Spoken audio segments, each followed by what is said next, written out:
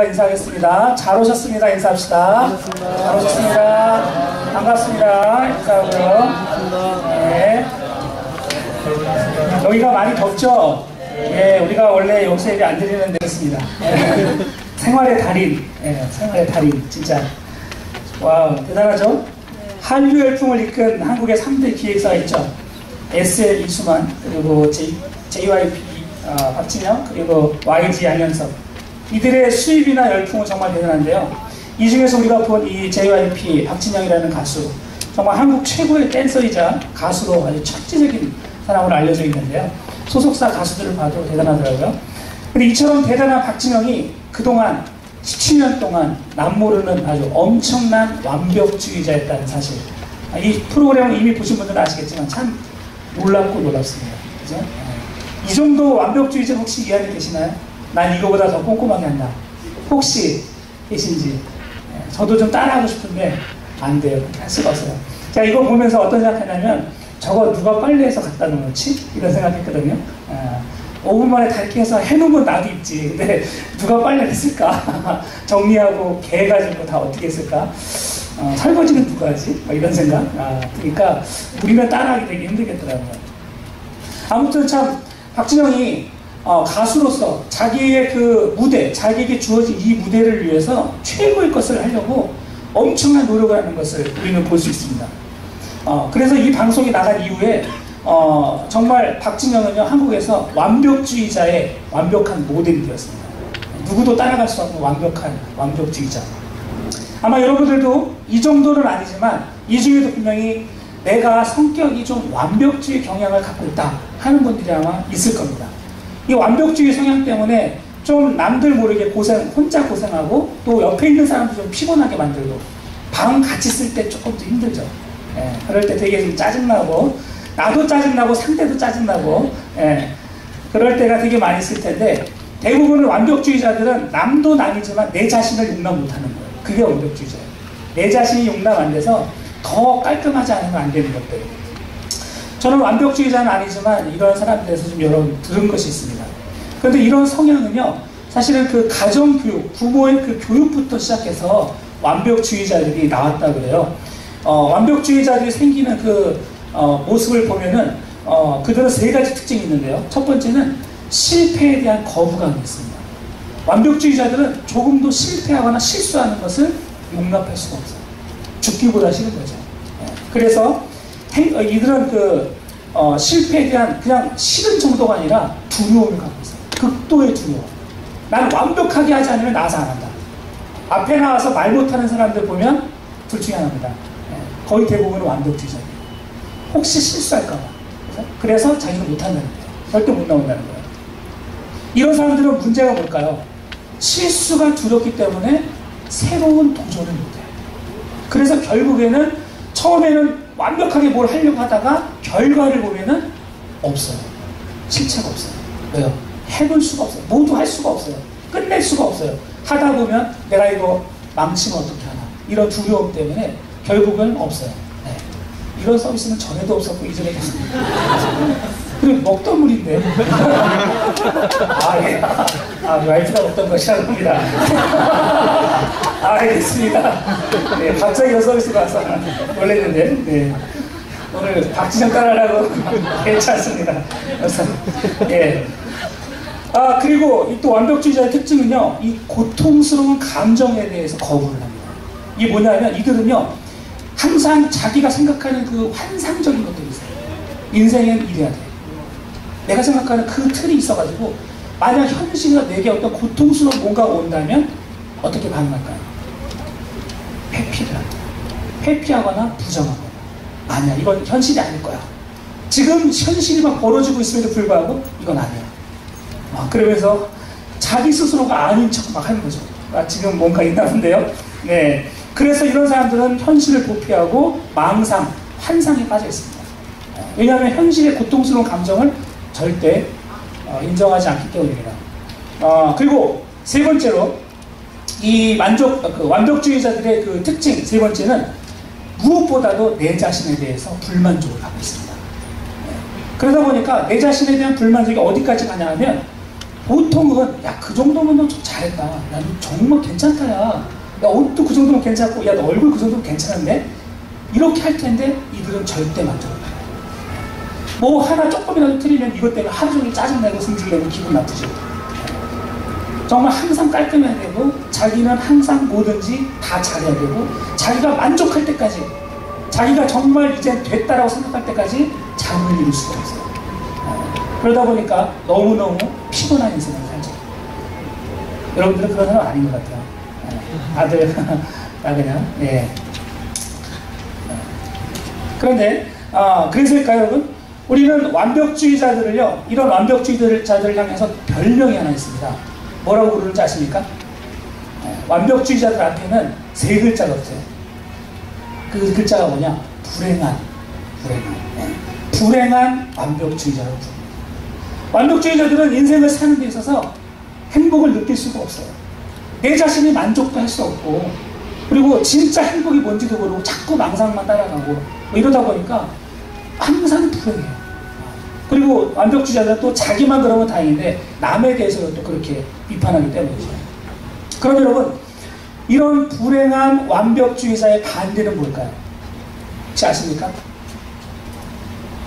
불행한 완벽주의자의 반대를 우리는 행복한 최적주의자. 네. 이들은요, 실패를 삶의 일부이자 또 성공과 밀접하게 연결된 것으로 생각합니다. 이들은 이 최적주의자들은요, 항상 행복해요. 내가 실수를 해도, 내가 좀 부족해도 다 그것들을 항상 스스로 해석하기를 괜찮아, 뭐 이 정도면 됐지 뭐. 그리고 자기에게 고통이 오는 것도 다 이게 나중에 도움이 될 거야. 이런 식으로 스스로 해석을 하는 거예요. 그러니까 불행할 날이 없어요. 항상 행복해요.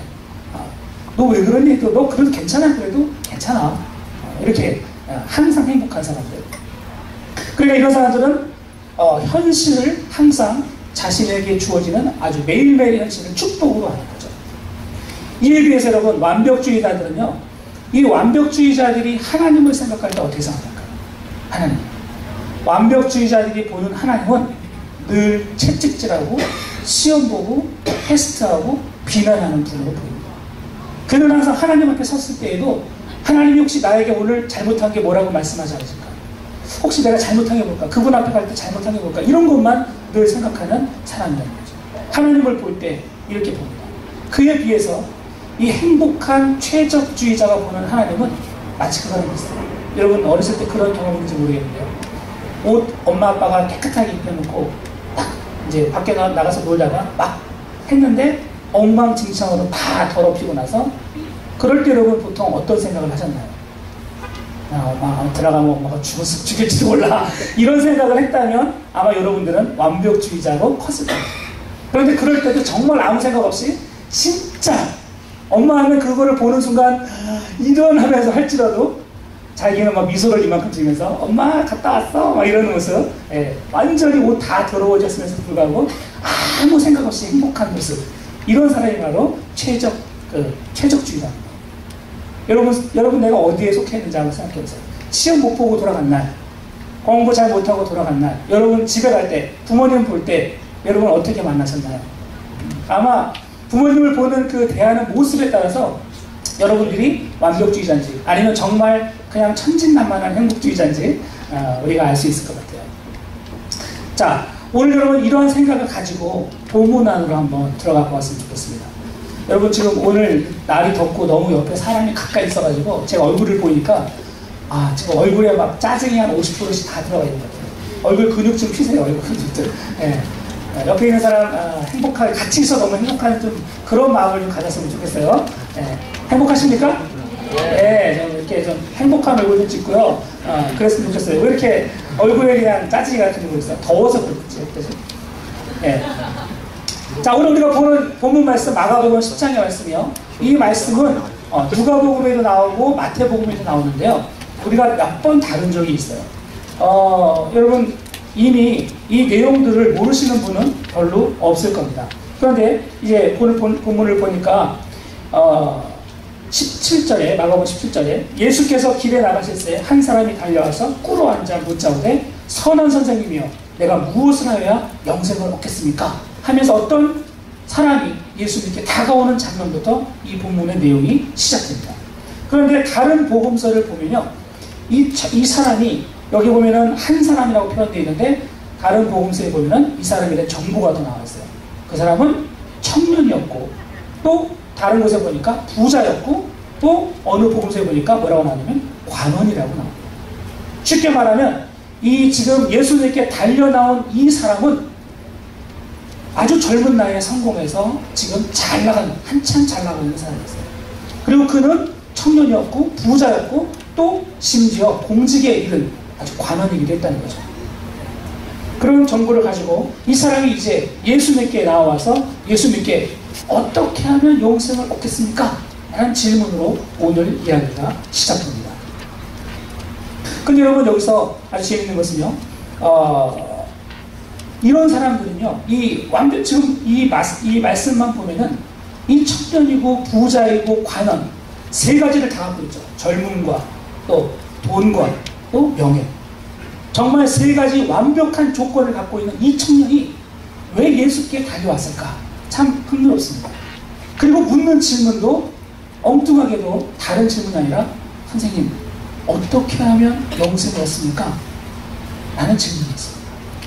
우리는 이 젊은이가 예수님께 묻는 이 질문의 톤이, 그 배경이 과연 무엇인지 궁금하지 않을 수 없습니다. 과연 왜 그럴까요? 이 청년은 정말로 구원에 대한 확신이 없었을까요? 정말로 이 청년은 예수님께 뭔가 정말 물어보고 싶었을까요? 왜 과연 이 청년이 아무것도 부족해 보이는 것이 없는 이 청년이 예수님께 물어봤을까요? 좀 더 밑에를 보면은 이제 예수님께서 뭐라고 말씀하십니까? 18절에 보면 네가 어찌하여 나를 선하다 일컫느냐? 하나님 한 분의 선한 이가 없느니라 라는 전제를 깔아놓고 예수님이 말씀하시기를 19절에 이렇게 얘기하십니다. 네가 계명을 안 하니 살인하지 말라, 간음하지 말라, 도둑질하지 말라, 거짓 증언하지 말라, 속여 빼앗지 말라, 내 부모를 공경하라 하였느니라. 한마디로 얘기하면 네가 영생을 얻고 싶으냐? 그러면 계명을 지켜라. 네가 이미 배운 그 계명을 지켜라. 아주 너무너무 단순한 1차적인 대답을 해주십니다. 자, 그런데 그 다음이 문제죠. 20절 말씀 같이 한번 읽어볼까요? 시작. 그가 여짜오되 선생님이여 이것은 내가 어려서부터 다 지켰노라. 여러분, 이런 말씀 들으면 한 대 때려주고 싶지 않습니까? 네. 지금 기껏 자기가 예수님께 와가지고 어떻게 하면 영생을 얻겠습니까? 마치 매우 진지한 듯, 매우 위급한 듯 달려와서 절을 하며 예수님께 묻는데, 예수님이 그래? 그럼 한번 계명을 다 지켜보려? 했더니 그 대답이 끝나기도 전에 다 지켰는데요 하면서, 그것도 그냥 다 지킨 게 아니라 언제부터요? 어려서부터. 참 건방진 청년입니다. 그죠? 예. 여러분, 마태복음 19장 20절에 보면요, 이 청년이 거기다가 사실은 이 마가복음은 조금 그런데 마태복음은요, 거기다 토를 하나 더 달았어요. 뭐라고 했냐면 이렇게 했어요. 그 청년이 이르되 이 모든 것을 내가 지키었사온데 아직도 무엇이 부족합니까? 아직도 무엇이 부족합니까? 무슨 말입니까? 어려서부터 다 지켰습니다 라는 말을 보다 더 한 단계 업된 거죠. 업돼서 내가 이렇게까지 다 잘했는데 아직 부족한 게 있을까요? 하면서 아주 건강한 투로 예수님께 지금 묻고 있는 것입니다. 자, 여러분, 참 희한하지 않습니까? 이 청년의 의도가 뭘까요? 정말로 계명을 몰라서, 말씀을 몰라서라면 이렇게 묻진 않았을 거예요. 이렇게 대답하진 않았을 거예요. 그런데 마치 저는 이 느낌을 보면서 확인받고 싶어하는 느낌 들지 않습니까? 그죠? 내가 다 지켜왔고 어려서부터. 근데 내가 혹시 부족한 게 있을까요? 하면서 예수님께 뭔가 좀 도장을 한번 탁 맞고 싶은 그런 느낌이 들고 있습니다.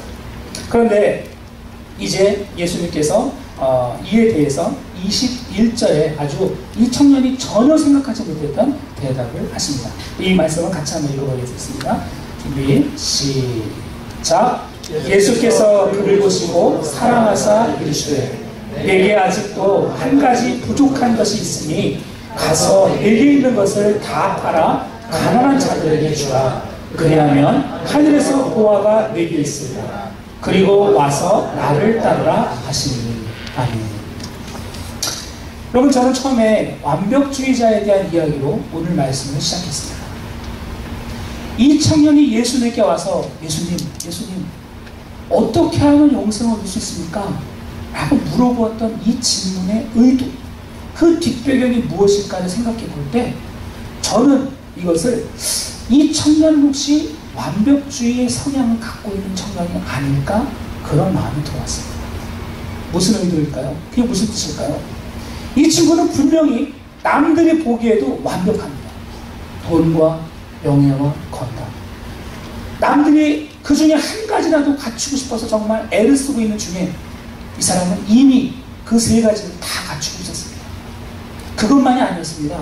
세속적으로만 성공한 것이 아니라 심지어 하나님의 개념, 종교적인 입장에 있어서도 아주 어려서부터 그것을 다 지켜왔다고 스스로가 이야기하지 않습니다.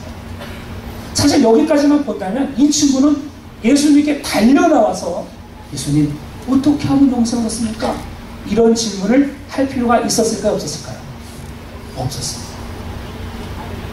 만약 그가 자기가 했던 그 모든 일에 대해서 분명한 확신과 자기가 가지고 있는 것에 대해서 분명한 감사가 있었다면 이런 질문은 할 필요도 없었을 것입니다. 그런데 문제는 뭡니까? 이 청년이라는 사람이 제가 보기에는 완벽주의자예요. 자기가 해놓은 모든 것들이 남들 보기에는 너무너무 훌륭해서 야, 너 정말 대단해. 야, 너 정말 훌륭해. 모든 사람들이 그렇게 얘기를 하지만 아직 자기 마음속에는 뭐가 있어요? 불안이 있는 거예요. 확신이 없는 거예요. 그렇게까지 많이 했는데 마치 여러분 박진영의 이 그림을 보는 것처럼 정말 가수로도 성공하고 댄스로 성공하고 기획사 사장으로 돈도 벌고 명예도 갖고 이 많은 것을 가졌지만 아직도 불안해하는 모습. 마치 여러분 그런 느낌이 들지 않습니까? 그렇게 자기 안에 분명한 확신이 없이 만족함 없이 아직도 뭔가를 더 구하고 있는 그 젊은 청년에게 이제 예수님께서 정답을 던져주십니다. 그 21절 내용이 그 내용인데요. 예수님께서 이 청년을 대하면서 정답을 주시는 그 과정을 보면 아주 흥미롭습니다. 첫 번째는요. 예수님은 21절에 맨 처음에 뭐라고 봅니까? 예수께서 그를 보시고 어떻게 했다? 사랑하사.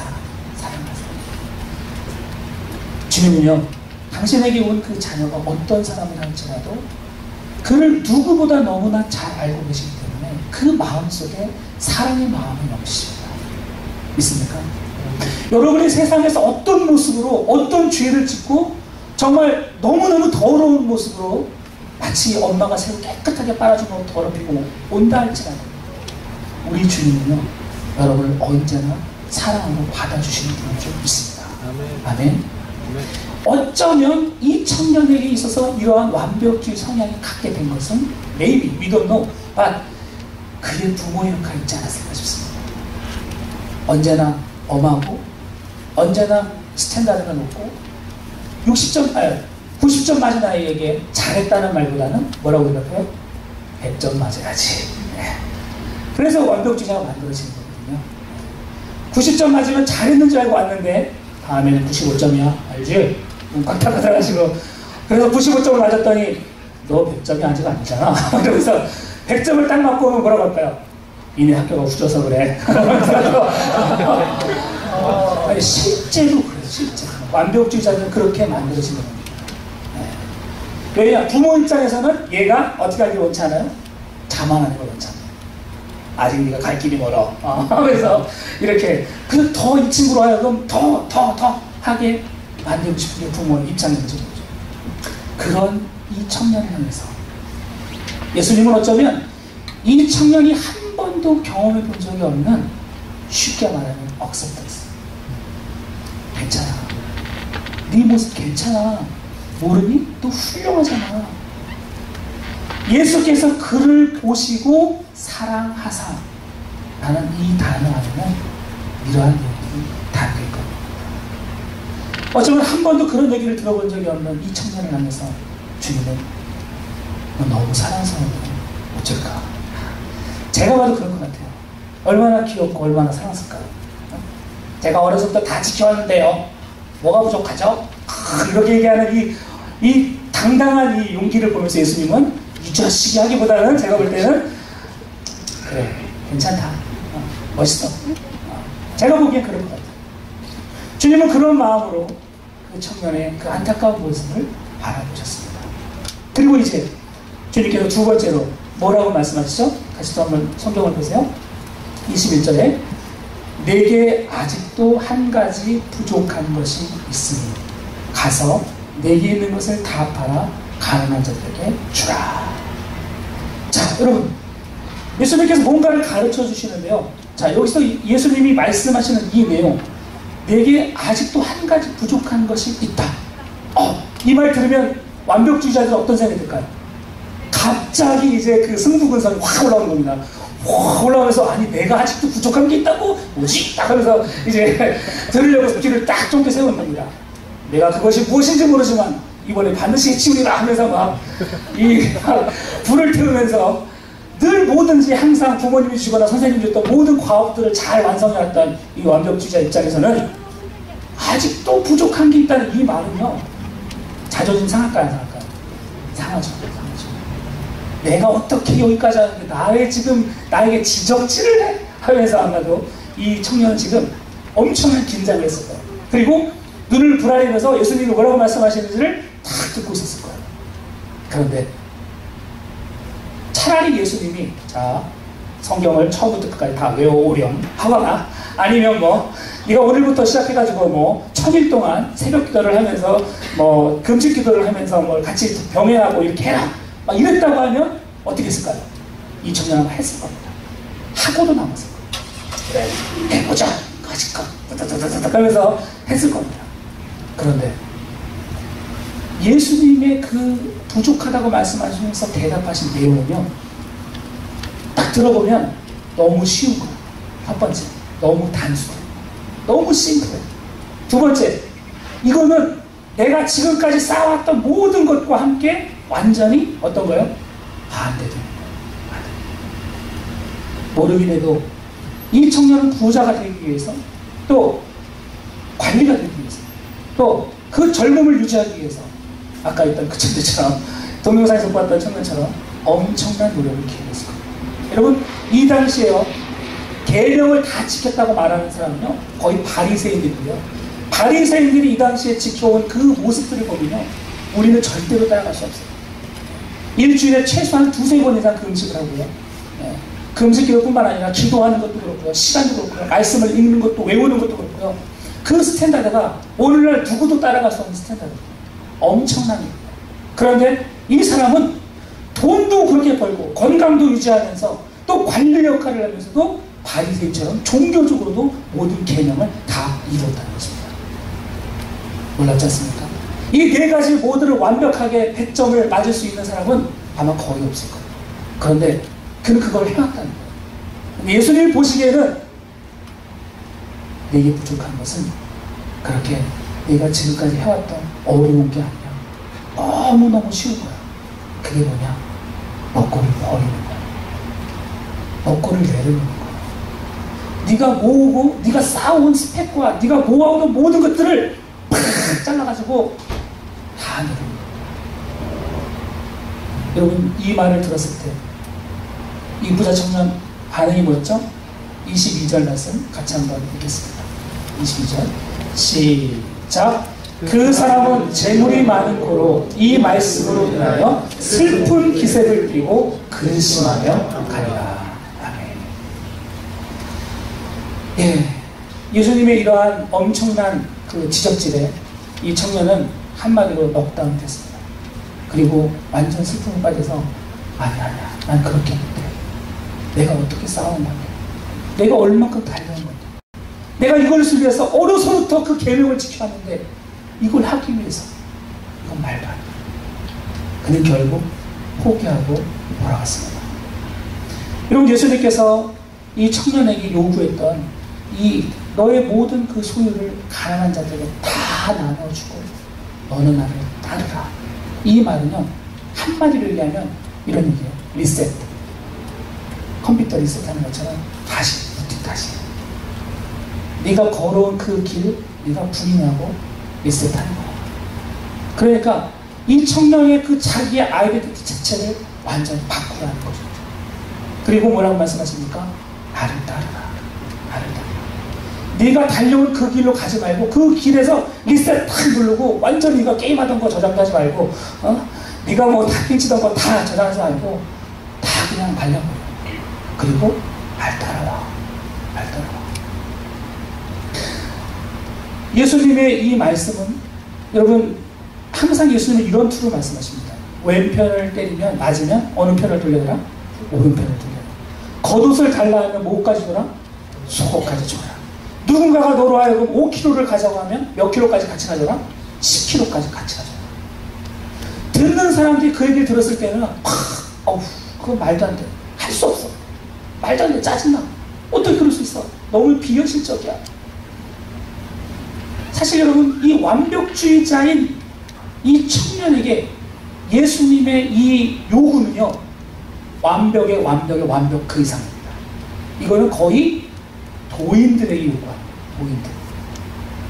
청년은 그렇게 살지 않았는데 청년이 절대로 할 수 없는 거. 차라리 성경 공부 1000일 동안에 금식을 1000일 동안에 차라리 뭐 새벽기도 1000일 동안 나와 그랬으면 차라리 하겠지만 내가 살아온 방향과 완전히 다른 그런 방식으로 예수님께서 요구를 하셨기 때문에 이것은요 청년에게 있어서는 절대로 죽었다 깨어나도 못할 일이랍니다. 그러니까 지금 여러분 여기서 키포인트, 예수님께서 지금 이 청년에게 요구하는 이 질문은, 자, 예수님이 이 질문은 진짜일까요? 가짜일까요? 이 질문은 이 청년이 그것을 진짜 하라는 걸까요? 말라는 걸까요? 예수님의 이 질문은 현실적인 건가요? 비현실적인 건가요? 예수님의 이 질문은 이 청년이 정말 그것을 다 할 줄 알고 말씀하셨을까요? 몰랐을까요? 쭉쭉쭉쭉 무슨 얘기입니까? 결론입니다. 예수님은 지금 이 청년에게 무엇인가 또 하나의 일, 네가 늘 해오면서 발버둥 치고 달려왔던 무엇인가 또 해야 되는 어떤 태스크, 그거를 하나 더 던져준 것이 아니라는 것입니다. 이 말 무슨 말인지 아시겠습니까? 예수님이 네가 가진 모든 소유를 가난한 사람들에게 다 나눠주고 너는 나를 따르라 한 이 질문은요, 이 요구는 청년에게 그 청년이 절대로 못할 것을 아시고 하신 말씀입니다. 그 청년이 살아왔던 그 배경을 다 아셨던 예수님 입장에서는 차라리 아까 얘기했잖아요. 네가 100일 동안 금식기도해 라고 했으면 분명히 했다니까요. 그러니까 예수님은 그런 식으로 얘기하신 게 아니라 이 청년이 죽었다 깨어나도 못할 걸 얘기하신 거예요. 그러나 그게 너무 단순해요. 다 팔고 다 따라와. 그러지 마시고요.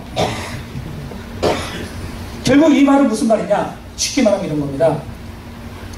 예수님은 지금 그 청년에게 네가 지금까지 완벽주의자로서 나는 더 해야 돼, 나는 더 뭔가 채워야 돼, 나는 만족할 수 없어 라고 달려왔던 그 길, 그런 모습에서 똑같은 류로 예수님께서 뭐 하나 더해 라고 말씀하시는 것이 아니라 이 청년이 이 요구를 듣고 자기가 무너지기를 원했다.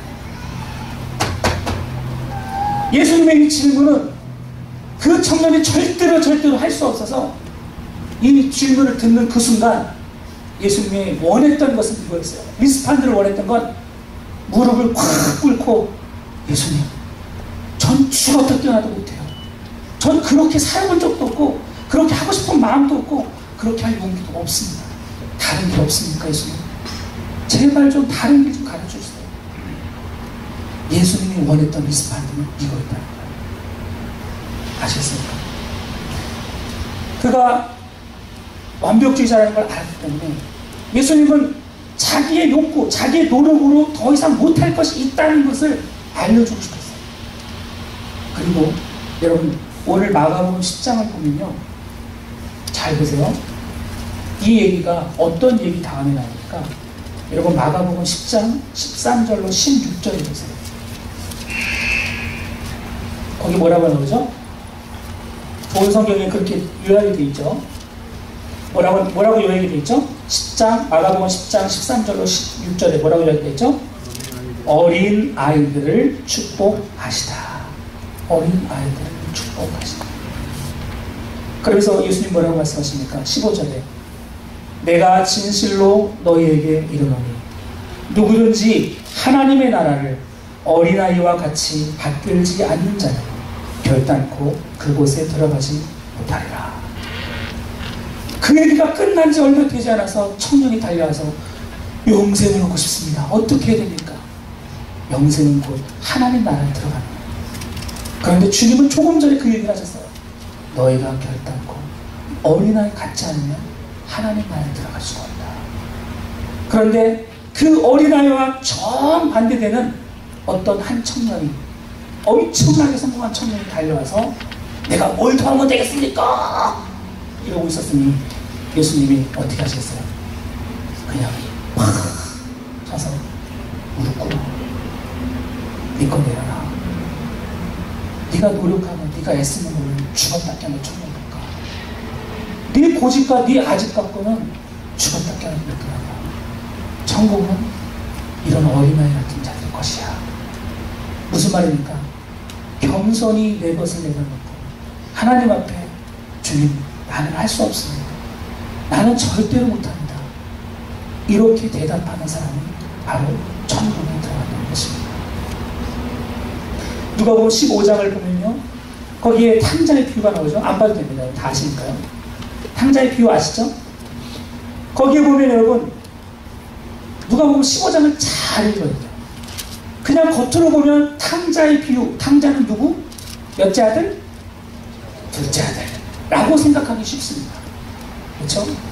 그러나 사실 예수님께서 누가복음 15장에서 탕자의 비유에서 말씀하신 탕자는 밖에 나간 탕자도 있고, 이게 둘째 아들이죠. 또 어떤 탕자가 있습니까? 집안에 있는 탕자가 있어요. 집안에 있는 탕자. 누굽니까? 첫째 아들. 그는 자기는 다 잘했다는 거예요. 자기는 늘 아버지 옆에 있었고, 자기는 어려서부터 모든 계명을 다 지켰고, 둘째 아들만 나쁜 놈이라고 늘 얘기했던 사람이죠. 그러나 예수님이 탕자의 비유를 얘기하실 때는 돌아온 탕자를 통해서 첫째에게 얘기하시는 거예요. 야야야, 봐라. 이게 너에게 지금 부족한 게 뭔지 알겠어? 이거야, 이거. 아버지, 나는 아버지 집에 품꾼으로도 족사오니 나를 좀 사용해 주십시오. 나를 좀 써주세요. 첫째에게 가르쳐주는 이야기죠. 또한 마태복음 21장 28절 32절에 보면요, 두 아들의 비유가 나오는데요, 누가 진짜 아버지의 뜻대로 행한 아들이냐 라고 말했었고요, 그 말씀을 보면 아주 놀라운 이야기가 하나 있습니다. 이걸 한번 찾아볼게요. 마태복음 21장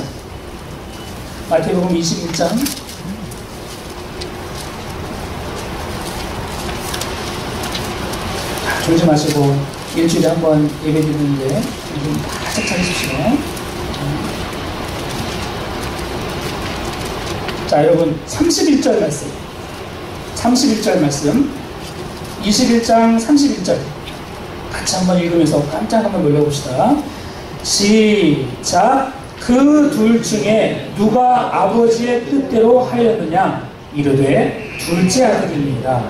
예수께서 그들에게 이르시되 내가 진실로 너희에게 이르노니 세리들과 창녀들이 너희보다 먼저 하나님의 나라에 들어가리라. 아멘. 여러분, 이 얘기는요, 누가 예수 네가 무슨 권위로 얘기하는 거야? 막 하면서 막 예수님께 따지고 들려는 사람에게 예수님이 쭉 말씀하시는데, 누가 진짜 천국에 먼저 갈까요? 하면서 질문을 내시는데, 그 답을 뭐라고 하십니까? 세리와 창기들. 그러니까 그 당시로 보면 지금도 마찬가지예요. 정말 갈 때까지 간 사람들, 우리가 생각하는 최악의 사람들, 그들이 너희보다 먼저 천국에 가 있을 거야. 왜? 그들이 진짜 아버지의 뜻을 발견했거든. 아버지의 뜻이 뭐라고요? 내가 뭘 도와면 되겠습니까?가 아니라 주님, 할 수 없습니다. 도와주십시오. 나는 그렇게 살아본 적도 없고 나는 그렇게 할 힘도 없습니다. 주님, 제만 좀 도와주십시오. 주님, 그럼 날 좀 써주십시오. 주님밖에 없습니다. 이 얘기를 할 수 있는 사람들, 주님 앞에 눈물을 내면서 그 고백을 하는 자들이야말로 바로 천국에 먼저 들어가는 자라는 것입니다. 여러분, 이것은요, 이 너희보다 먼저 세리와 창기들이 천국에 들어갈 것이다, 이 말은요, 앞에 두고 있는 그 바리새인들과 대제사장과 서기관들 완전히 사실 물리적으로 말하면 귀신들이 가는 거예요. 팍 치고 정신 차려. 니네가 생각하는 하나님 나라는 그게 아니야. 너희가 그렇게 너희 스스로 쌓은 그것을 가지고 천국에 갈 수 있다고 생각하면 정말로 사냐. 결국 우리 주님은 우리들에게 나의 연약함을 내려놓고 주님께 그렇게 구하는 것을 원했다는 것입니다. 사랑하는 여러분, 여러분들에게 과연 부족한 것은 무엇입니까? 한번 여러분 생각해 보세요. 나에게 부족한 게 뭡니까? 자, 이제 여러분들에게 제가 묻는 겁니다. 여러분들에게 부족한 게 뭡니까? 많죠, 그죠? 여러 가지가 있죠, 그죠? 그러나 여러분, 잘 한번 생각해 보세요. 여러분들이 부족하다고 생각하는 그것은 이미 어떤 사람들은 너무너무 많아가지고 우습게 생각하는 그것일 수 있어요. 그런데 만약 그들처럼 여러분들이 지금 그것을 향해 달려간다면 여러분들은 그들보다 앞설 수 없어요. 정말 여러분들에게 부족한 건 무엇입니까?